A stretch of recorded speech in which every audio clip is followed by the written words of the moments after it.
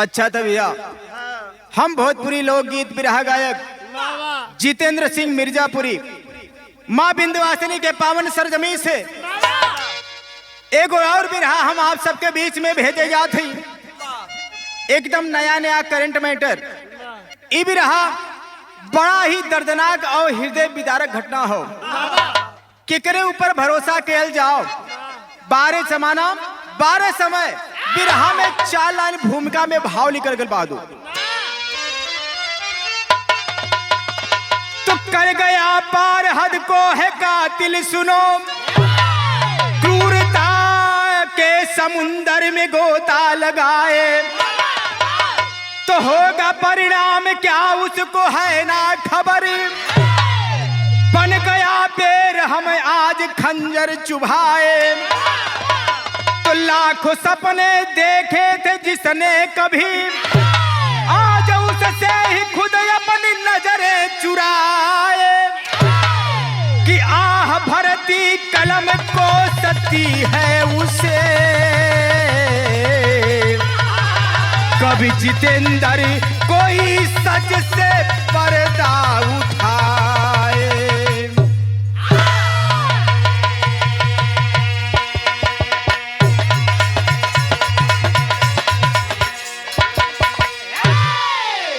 आह भरती कलम कोसती है उसे कब जितेंद्र कोई सच से पर्दा उठाए।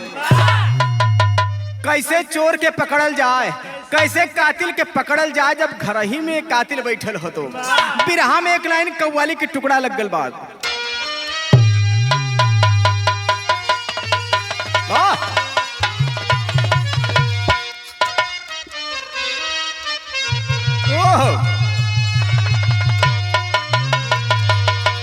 कोनो आशिक धोखा खाइल बा आ धोखा खैलस।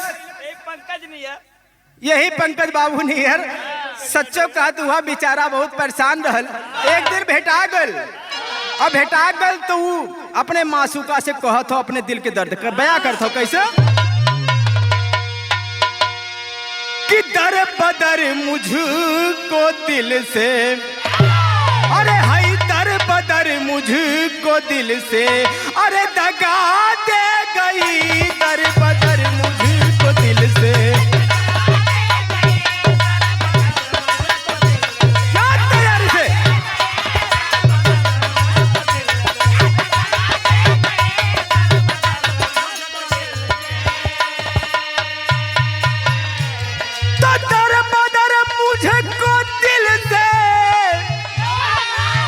अरे हई दगा दे गई, अब दगा दे गई, दगा दे गई। प्यार मांगा तो गर्दन, कि प्यार मांगा तो गर्दन उड़ा दी गई। प्यार मांगा तो गर्दन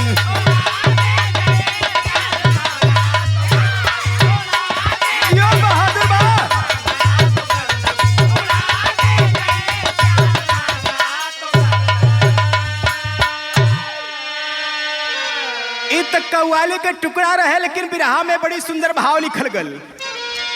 अरे जिंदगी जिसी को समझा, अरे जिंदगी जिसी को समझा, आहर कहर बन गई। जिंदगी जिसी को समझा,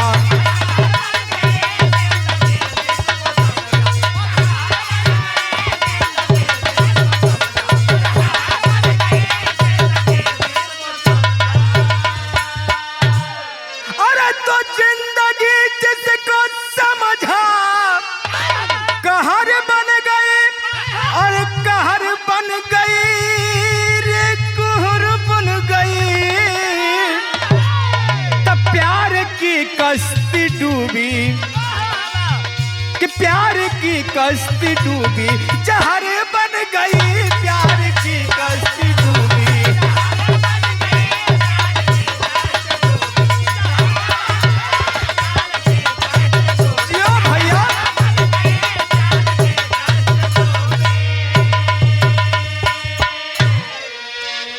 ए बाबू एक कहानी कहवा के बाद कैसन बा नजम के लाइन में लिखल गल।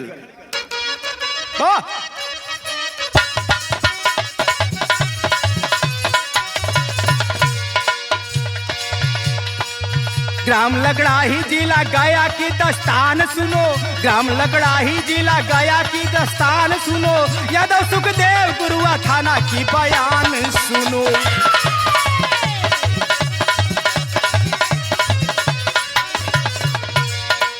बेटा बेटी पत्नी से भरा परिवार रहा, बेटा बेटी पत्नी से भरा परिवार रहा, रहते साथ सभी बड़ा सब प्यार रहा।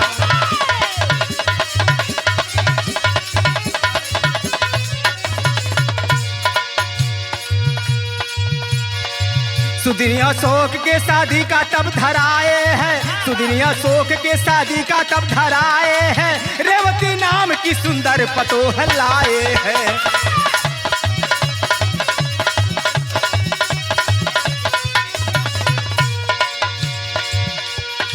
बीता एक दिन अशोक रेवती से बोला है,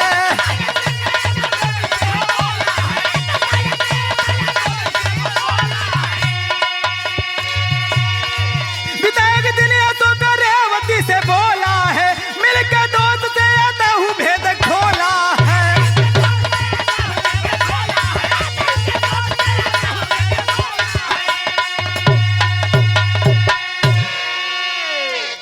ए बाबू बात के समझ ला, लकड़ाही गांव जिला गया बिहार का रहे वाला सुखदेव यादव, सुखदेव यादव गुरुआ थाना के अंतर्गत उनकर घर पड़ेला लकड़ाही गांव में।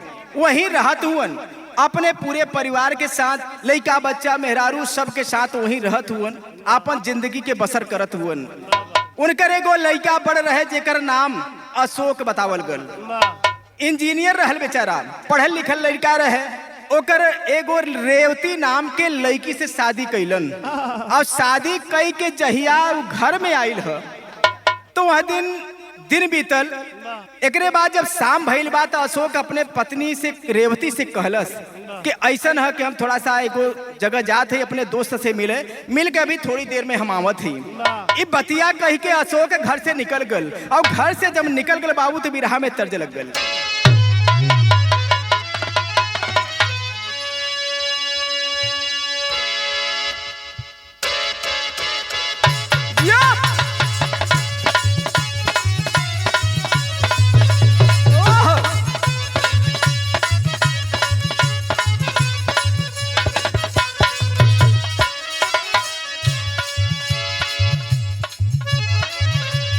यह तर्ज बजा दिलन हमारे पंकज बाबू।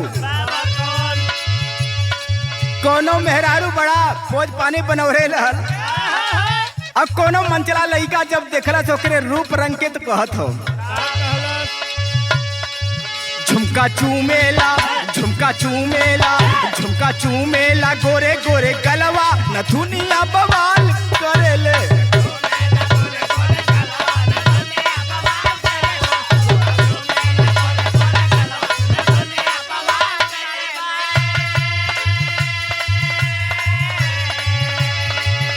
इत तर्ज रहे लेकिन बिरहा में भाव लिखल गल। चला घर से चला घर से चला घर से अशोक तब भाई बजरिया में आई भैया।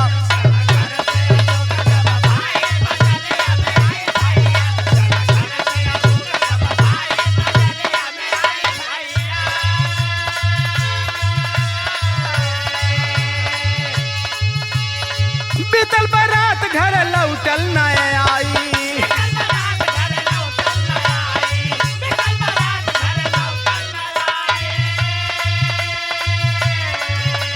जब बाजार गए दोस्त से मिले बदे कह के तब ना लौटल, जब तब भैल का घर के लोगन के चिंता सताइल।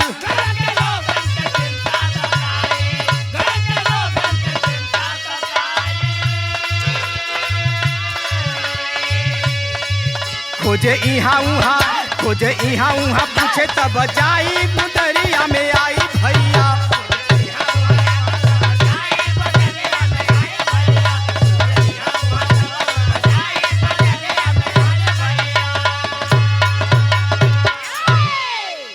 रात हो गल लेकिन लइका अशोक ना लौटल, तब सुखदेव यादव जी के चिंता सतोलस के लइका कहाँ चल गल। जाके पतो रेवती से पूछलन, का रे बहू अशोक कहाँ गयल है, कुछ बतौलस। कहे हाँ बाबूजी जात रहलन है। तब पूछली कि कहाँ जात हो, तब बतौलन है कि हम जाते एगो दोस्त से मिले, मिल के अभी थोड़ी देर में आवत है। लेकिन इतनी रात हो गल, अभी ले लौट के उलन ना, और ना अलन तब भैल का बिरहा में तर्ज बदल गल।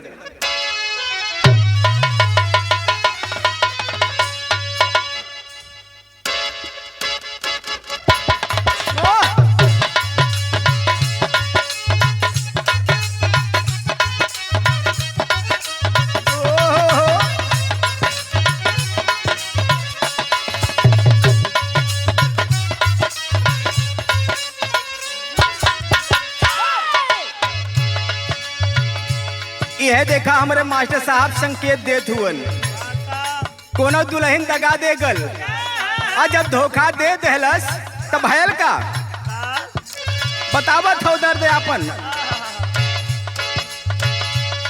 मनवा कर धनिया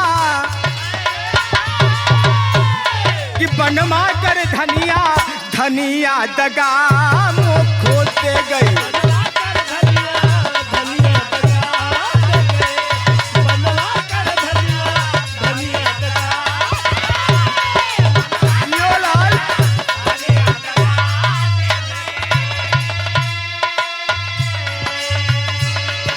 नहीं ना और बतौलस, करके प्रीत हजारन मोह से,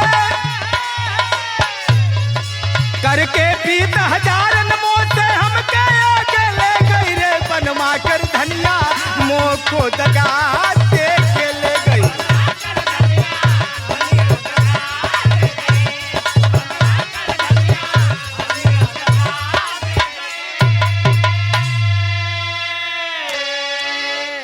तो तर्ज रहे लेकिन बिरहा में भाव लिखल गल। लसिया के देखी अशोक के बाबूजी सुखदेव जी खोजे लगलन है, लेकिन लइका मिलत ना है। भयल का लसिया के देखी लइका एक सोर बाम मचवले,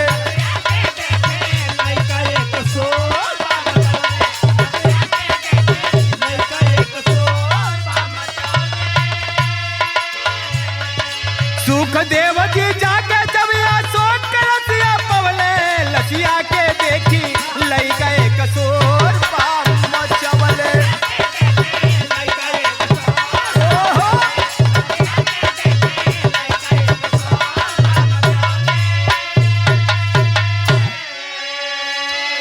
सुखदेव यादव जी अपने लइका अशोक के खोजत हुअन, लेकिन रात बीत कर मिलल ना। दूसरे दिन कुछ गांव के लइका अपन गाय गोरू छोड़ के ढील के और इसके बाद वही आवे जात रहलन है चरे बदे, लेकिन एगो लइका के निगाह पड़ल, देखलस कि केहू सूतल बा, और सूतल देखलस जब पांव में गइल तो देखलस कि कोनो आदमी मर गइल बा, ओकर लाश पड़ल है। तब भैल का अखिया से लोर बहे रोवे पीटी छाती,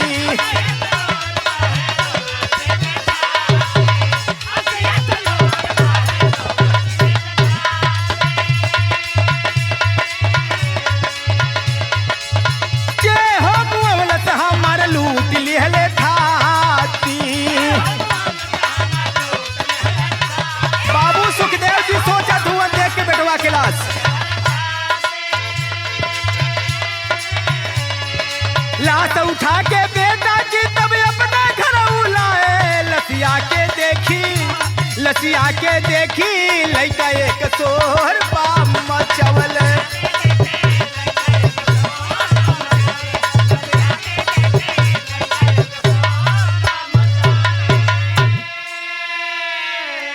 लइका जब गांव में हल्ला मचौलत तो तमाम लोग जुट गइलन, वही में खबर के पा करके एगो लाश मिलल बा। लइका तो एक दिन पहले से गायब है।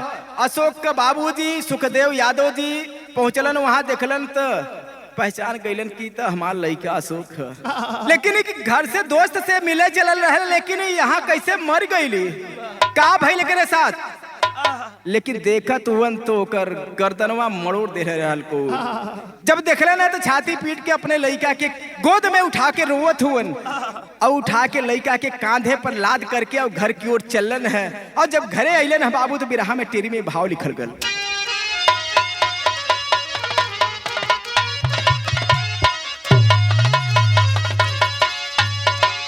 सुखदेव यादव जी सोचत हुवन कि हमार सारे जीवन का कमाई खत्म हो गल, लूट गल।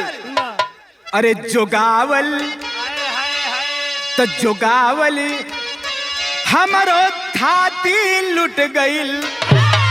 अरे जोगावल हमारो थाती हो, जोगावल हमारो थाती लूट गईल।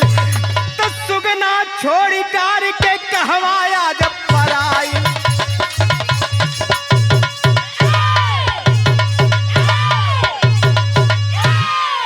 सुगना छोड़ डार के कहवा आज पराइल, जोगावल हमरो थाती लुट गईल। ए बाबू सोचत हुवन कि लइका हमसे कैसे मर गेल, इतना दिन हम पाल पोस के बड़ा कैली, अब ही कहली है ब्याह करके एगो पतो भी ले आईली, लेकिन ई हमार लइका हम से दूर हो गल, ये दुनिया के छोड़ के चल गल। और घर में एगो हाथी बांध देली, मतलब ब्याह के एगो केहू के लड़की ले आ लेली, ओकर जिंदगी कैसे बीती। सोचत हुआ सुखदेव जी बिरहा में विदेशिया में भाव लिखल गल।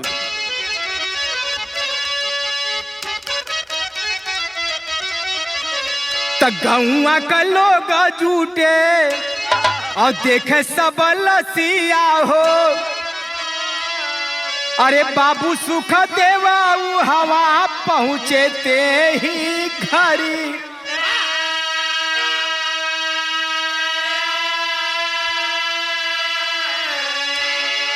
तो अशोक के मुअल देखी अरे पीटे अपन छतिया हो। अरे कहाँ छोड़ी कैला लाला बिलख नजरी।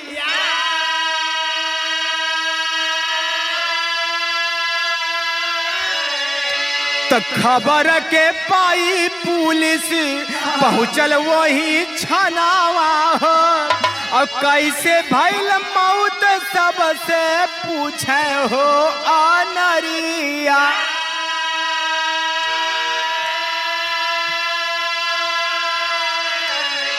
तो माई बाबू बिलख भाई और बहिनिया और रेवती के बरसल नाया खसे बदरिया।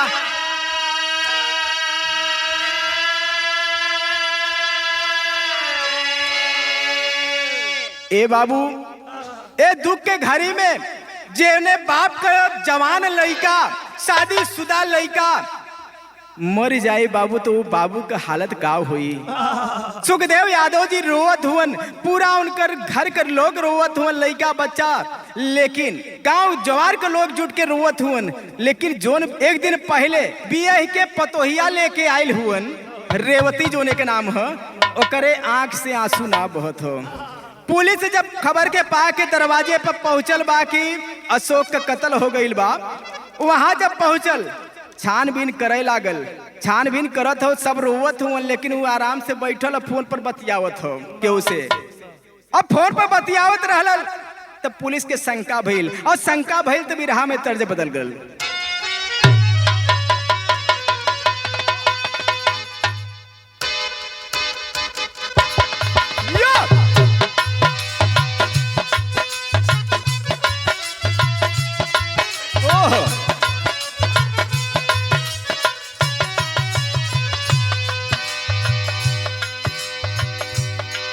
यो सुभाष भैया केहू के दिल के दर्द हो।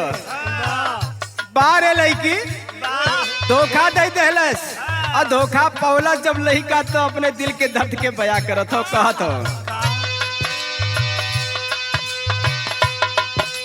यह कहे लड़कवा, सुन पगली रे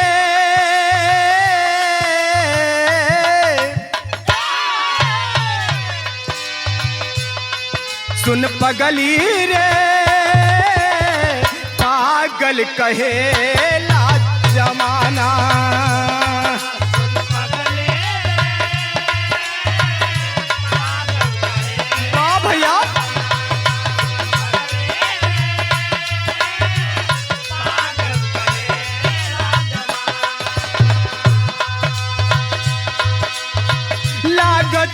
मर जाई, यह कहत हो बड़ा दुख लागता कि मर जाई, ना तो जहर खाई लोगवा का सुने सुनता ना हो।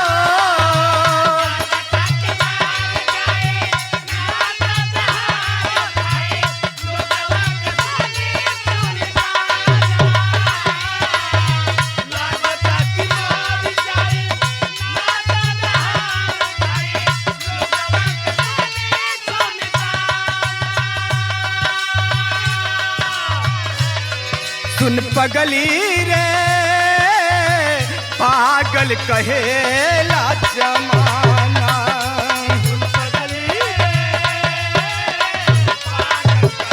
वाह भैया क्या बात है।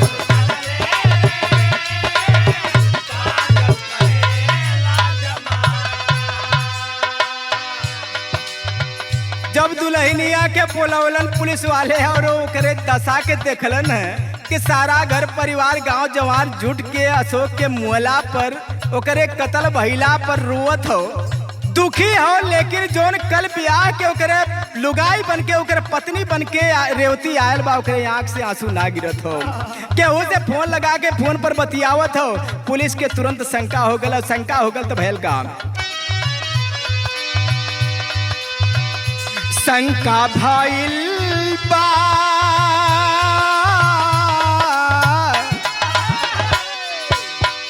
शंका भइल बा, रेवती से पूछे तब बयानावा।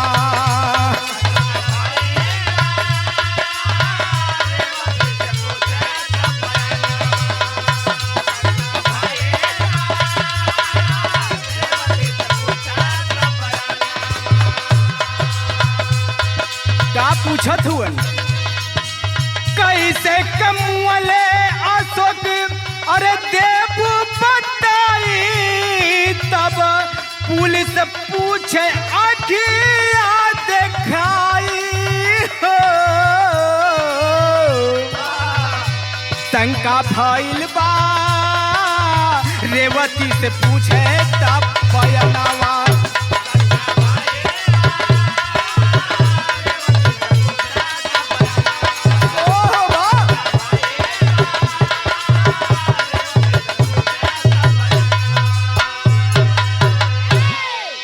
पुलिस के जब शंका भयल तो यहाँ कड़ी करके निगाह कड़ी करके और डांट फटकार के रेवती से पूछे लगल कि सारा घर परिवार दुखी है, लेकिन तोर पति मुअल है और तोके दुख ना है, फोन पर बतियावत हुए आंख से आंसू ना बहत, तोरे का बात है, कैसे मुअल बसोक, तोरे पति का मृत्यु कैसे भयल।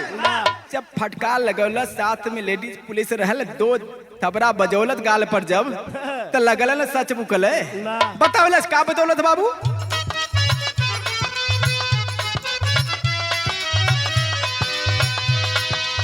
सच के बतावे रेवती,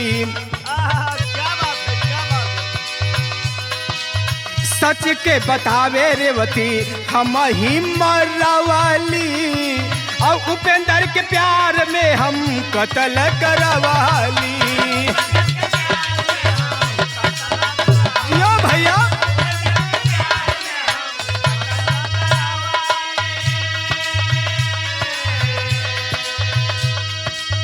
हक्का बक्का भैले सुन के इस बयानावा के, हक्का बक्का भैले सुन के इस बयानावा, अरे पूछे तब पुलिस के जाए है। शंका भइल बा, शंका भइल बा, रेवती से पूछे तब बयानावा।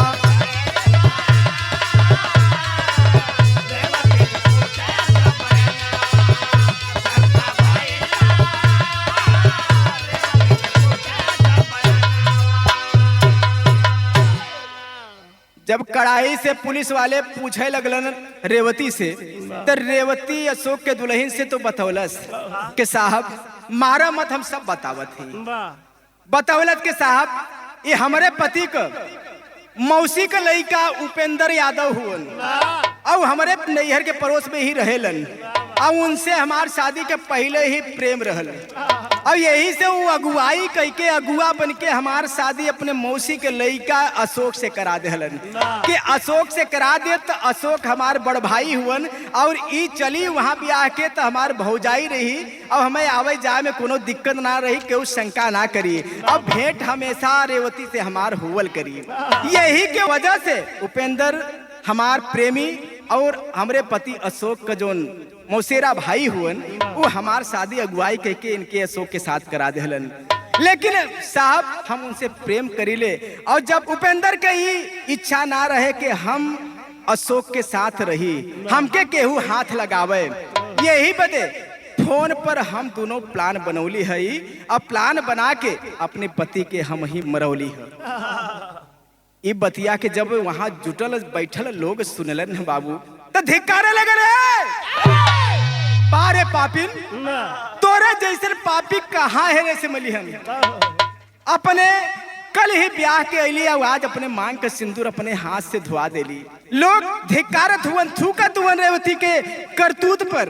भैल का बाबू बिरहा में पहपट में भाव लिखल गल बाबू।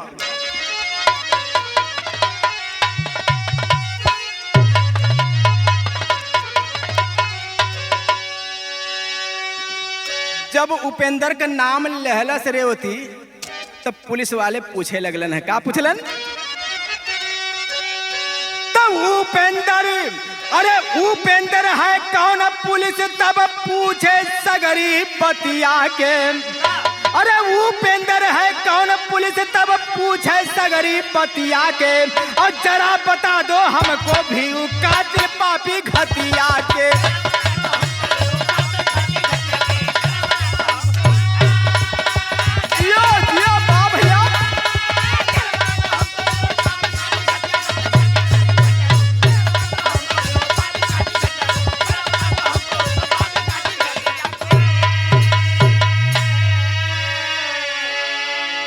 अशोक के मौसी का लड़का उपेंद्र इनका भाई हो।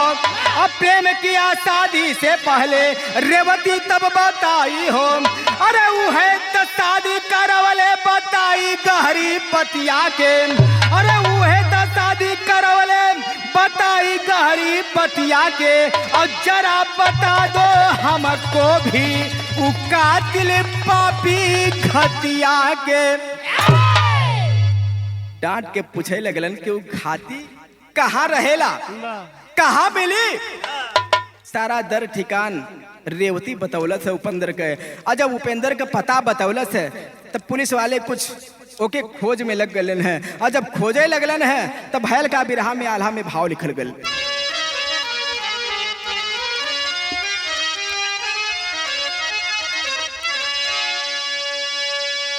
कतल करे का प्लान अरे फोन में पर बनवलिए भैया।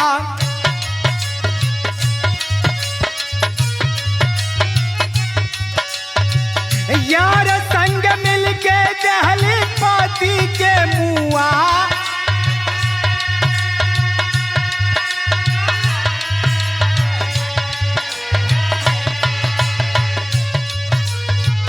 बतिया के सुन के सब ओके दूध कारे बाबू।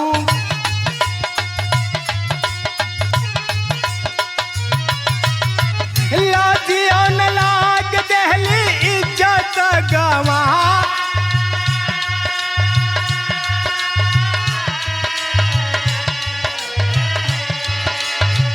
खोजला पर उपेंद्र का मिलल बाट लसिया भैया।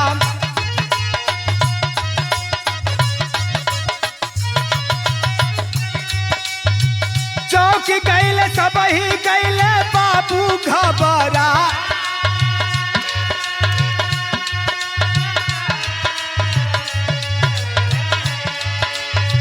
उपेंद्र के मौत का कुछ पता नहीं लागल भैया।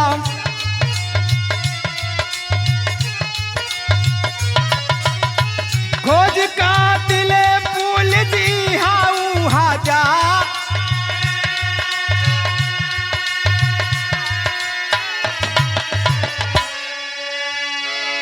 जब रेवती उपेंद्र यादव का पता बतौलस अपने प्रेमी के कि वही घर द्वार है वही मिलिहन, जब पुलिस उनके घर पहुंचल तो वहां भी उपेंद्र यादव का पता नहीं कैसे मौत हो गए और वहू के कत्ल हो गए और कत्ल भइला के वजह से ओके लाश लेके ओकरे घर उपेंद्र के घर के लोग भी रोवत हुअन। जब पुलिस पहुंचल देखलस तो करे अरे ई जब कातिल हो और अशोक के मुआ देहलस तो एक के मार देहलस। पुलिस बाबू छानबीन करे लागल लेकिन बिरहा लिखे तक उपेंद्र के कातिल के पता ना चलल रहे। पुलिस परेशान है, यहाँ वहाँ हाथ पांव मारत रहल लेकिन पता ना चलल कि उपेंद्र के मरलस के। भैल का बिरहा में खड़ी में भाव लिखल गल, अरे अपने मांग का सिंदूर खुद धवाई देहली तो अपनी इज्जतों पपनिया गवाई देहली।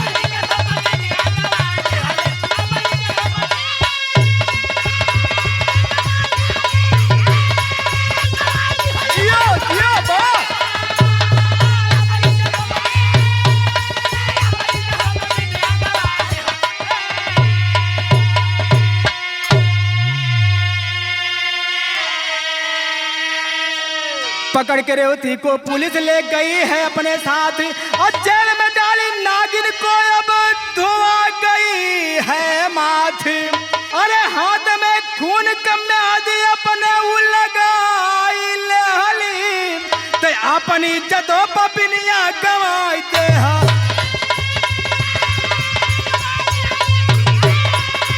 जियो भैया जियो बा।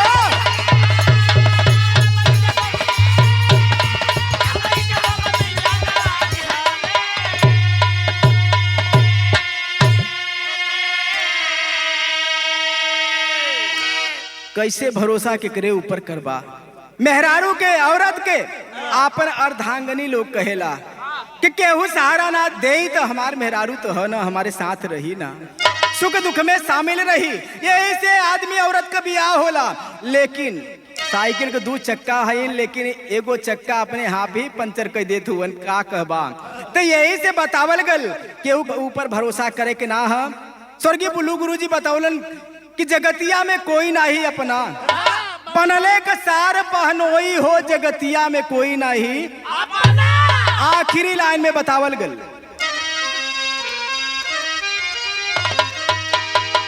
गुरु बिहारी गुरपतु गुरु छैबर जी मोर पावन और सुखनंदन काशी बुल्लू के लागे गीत।